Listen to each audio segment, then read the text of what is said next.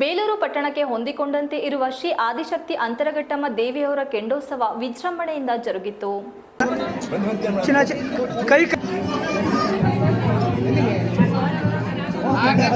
ಬೇಲೂರು ಪಟ್ಟಣಕ್ಕೆ ಹೊಂದಿಕೊಂಡಂತೆ ಇರುವ ಶ್ರೀ ಅಂತರಘಟ್ಟಮ್ಮ ದೇವಿ, ದುರ್ಗಮ್ಮ ದೇವಿ, ಮಿಡಚಾಲಮ್ಮ ದೇವಿ ಸೇರಿದಂತೆ 3 ದೇವತೆಗಳು ಅಕ್ಕ ತಂಗಿಯರು ಎಂದು ಪೂರ್ವಿಕರ ಇತಿಹಾಸ ಹೇಳುತ್ತದೆ.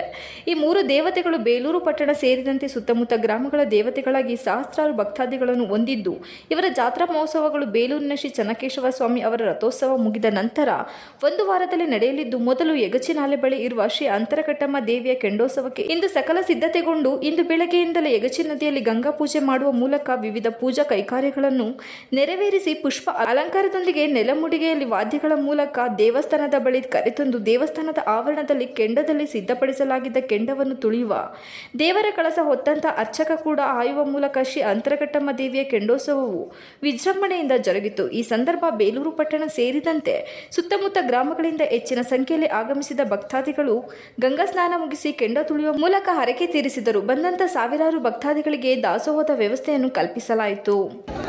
ಮಳೆ ಬೆಳೆಗಳು ಬರಲಿ ಅಂತಕ್ಕಂಥದ್ದನ್ನು ತಾಯಿನಲ್ಲಿ ನಾವು ವಿನಂತಿಯನ್ನು ಮಾಡ್ತೀವಿ.